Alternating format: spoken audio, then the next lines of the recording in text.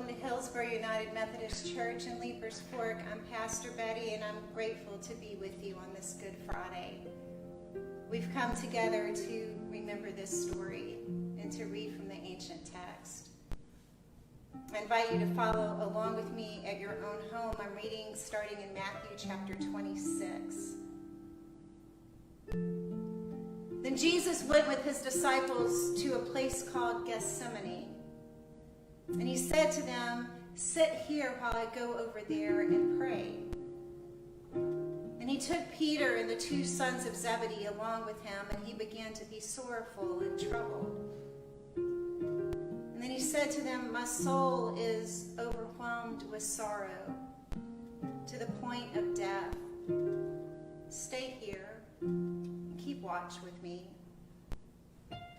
Going a little further, he fell with his face to the ground and he prayed, "My Father, if it is possible, may this cup be taken from me, yet not as I will, but as you will." And then he returned to his disciples and found them sleeping. "Could you men not keep watch with me for 1 hour?" he asked Peter. "Watch and pray, so that you will not fall into temptation. The spirit is willing, but the body is weak."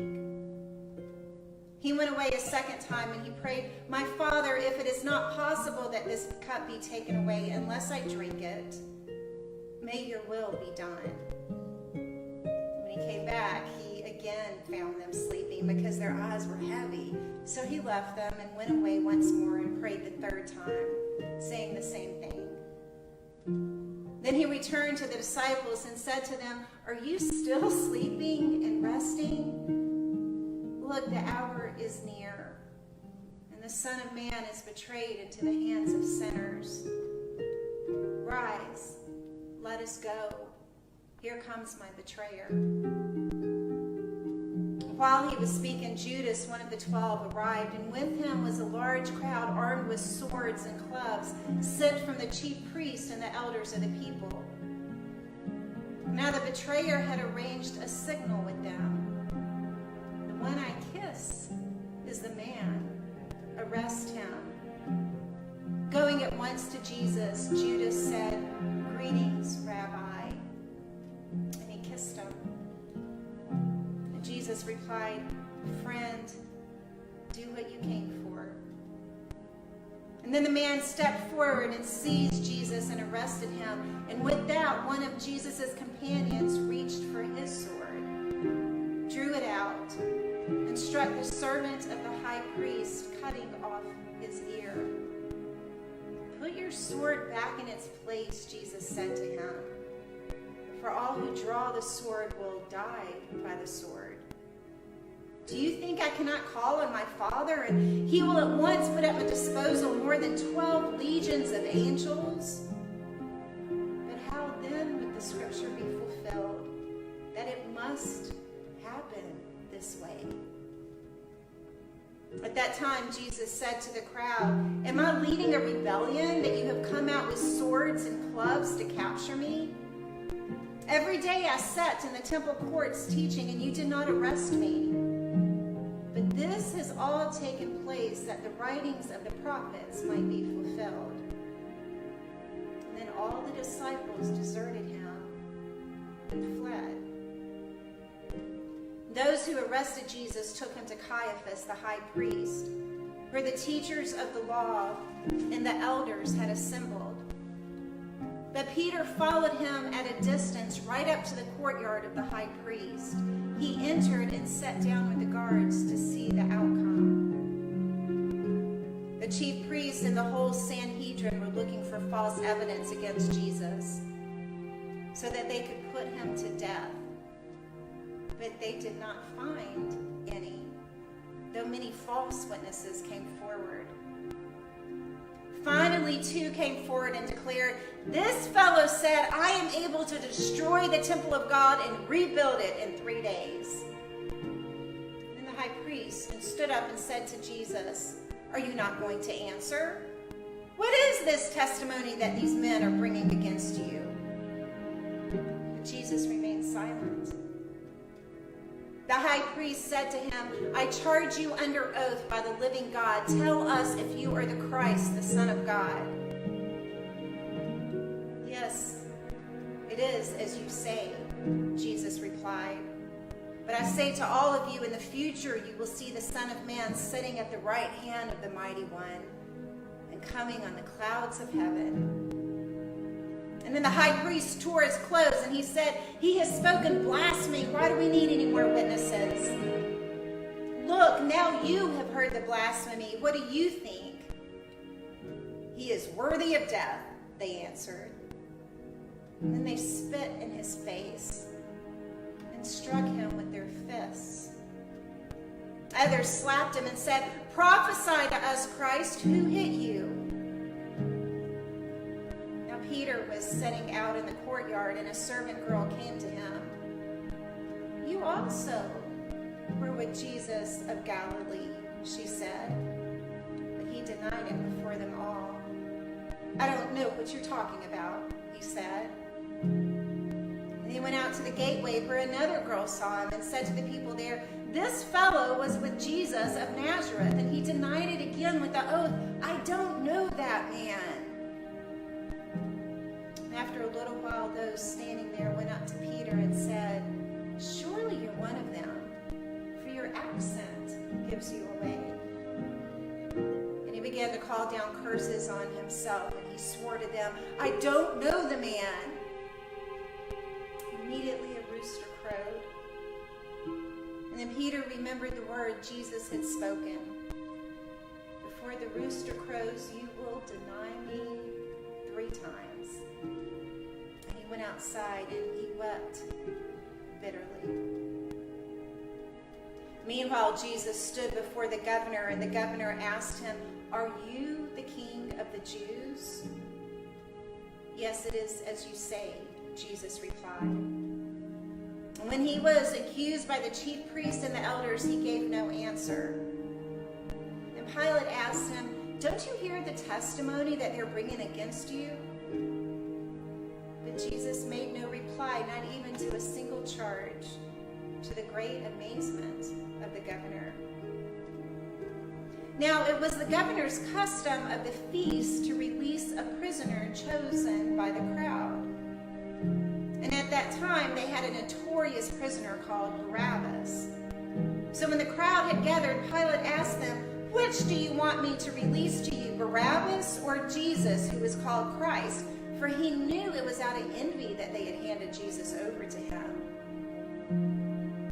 Pilate was sitting on the judge's seat. His wife sent him this message. Don't have anything to do with that innocent man. For I have suffered a great deal today in a dream because of him. But the chief priest and the elders persuaded the crowd to ask for Barabbas and to have Jesus executed. Which of the 2 do you want me to release to you? Asked the governor. Barabbas, they answered. What shall I do then with Jesus, who is called Christ? Pilate asked. They all answered, crucify him. Why? What crime he has committed? Asked Pilate. But they shouted all the louder, crucify him! Pilate saw that he was getting nowhere, but that instead an uproar was starting. He took water and he washed his hands in front of the crowd. I'm innocent of this man's blood, he said.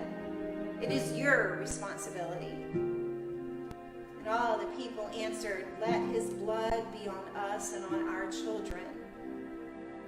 He released Barabbas to them. He had Jesus flogged and handed him over to be crucified. And then the governor's soldiers took Jesus into the praetorium and gathered the whole company of soldiers around him. They stripped him and put a scarlet robe on him. And then they twisted together a crown of thorns and set it on his head. And they put a staff in his right hand and knelt in front of him and mocked him. Hail, King of the Jews, they said.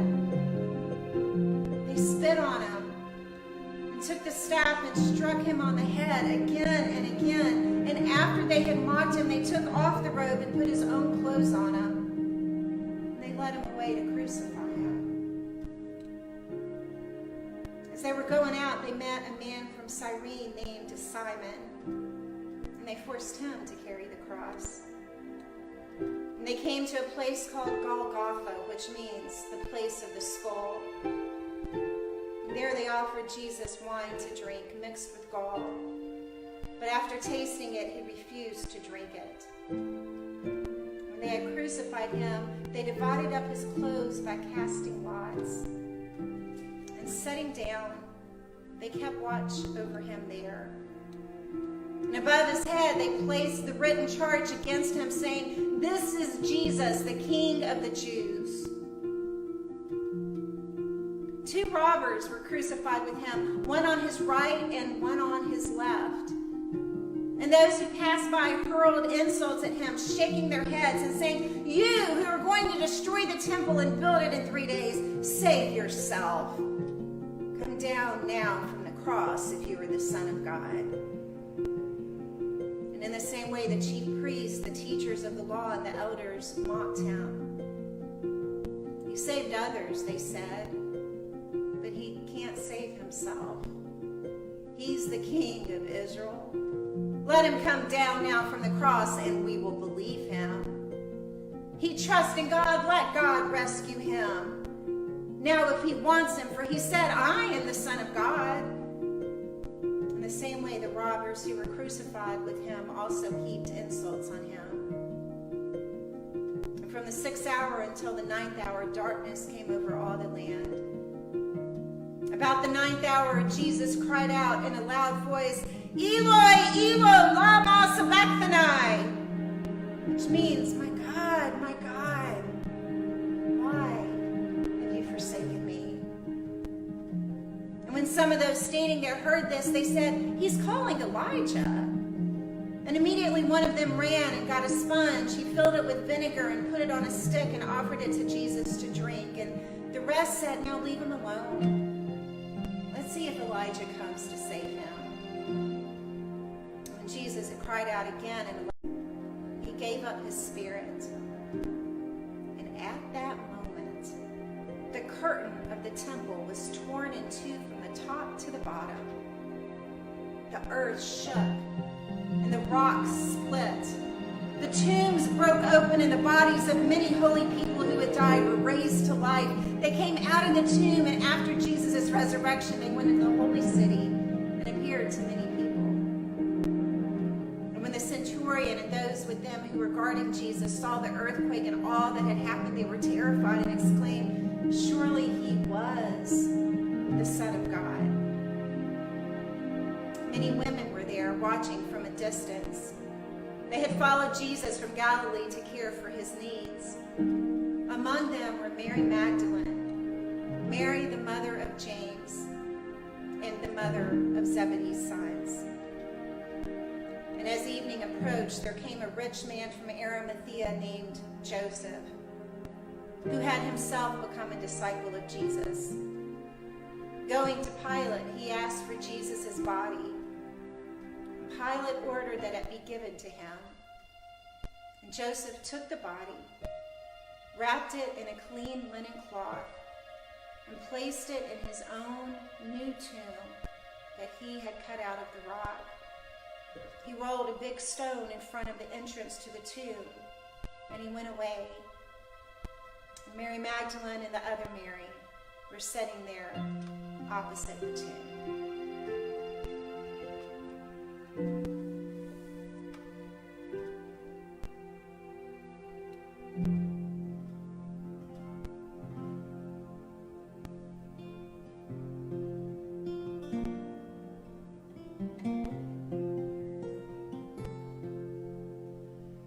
When I survey the wondrous cross on which the Prince of Glory died, my richest gain I count but loss, and pour content on all my pride.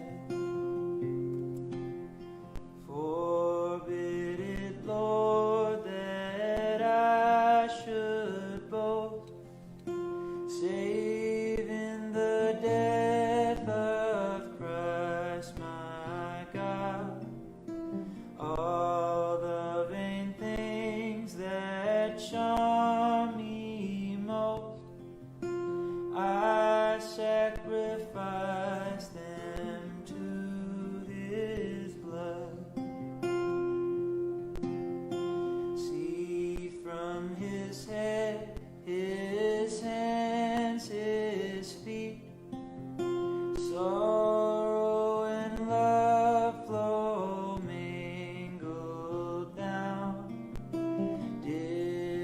where such love and sorrow meet, o'er thorns compose so rich a crown.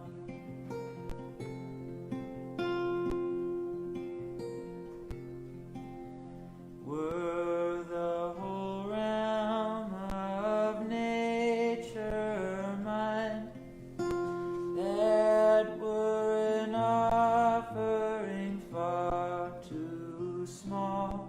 Love so amazing, so divine, demands my soul, my life, my all. People of God, receive the gift of God's sacrifice. Receive the redemption that God has won for